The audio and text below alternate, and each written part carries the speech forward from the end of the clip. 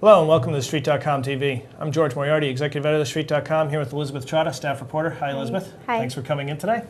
Today you have a story up on the site rebutting the much-discussed Cliff Mason column on why you need not save in your 20s. Yours is called The Joy of Reckless Savings. That's right.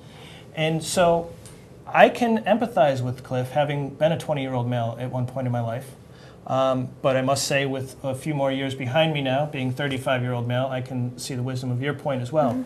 So, seeing as you're someone in your 20s, explain to me why it's so important to be saving now. Well, I mean, for starters, when you're in your 20s, you're setting yourself up, for the rest of your life financially. I know that sounds like a heavy weight there, but this is the time when most 20-year-olds, they get into debt, and spending. It's not so much that you're living paycheck to paycheck, it's so much more that you're going beyond your paycheck. And that debt is what's going to hold you back, when you're in your 30s or later in life and you want to do bigger financial things. And to that point, you mentioned in your column that, in case you have a friend, hypothetically speaking, who plans a Vegas bachelorette party that you have to attend because you're a bridesmaid in the party. Now, I'm going to take the off chance that this was actually a personal experience. Perhaps. So, assuming you made this trip and used your savings to do it, what were your other options if you hadn't had the cash on hand to make that trip? Well, if you don't have cash on hand, I think you typically turn to credit cards or things like that.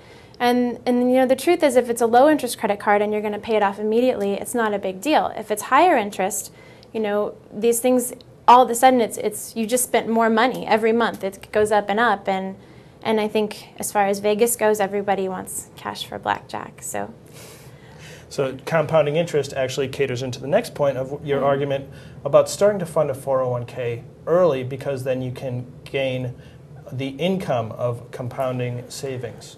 Right. 401ks are important for a couple of reasons. One is because you get this free money on an employer match, first of all, so why turn that down? Second of all, with compounding interest, I used an example in my column that basically if you invested as much money in your 30s as you do in your 20s with the same % of interest, and I know you might invest more later, but this is just for say, you would have twice as much by the time you're 65 as you would if you skipped that whole decade. So it really does make a difference. It's going to be your foundation, what you're investing on, adding to later on.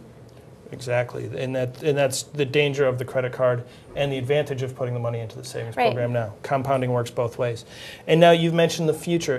Give some examples of the long-term expenses people aren't always thinking about in their 20s that smart savings at this point can enable you to spend on in the future.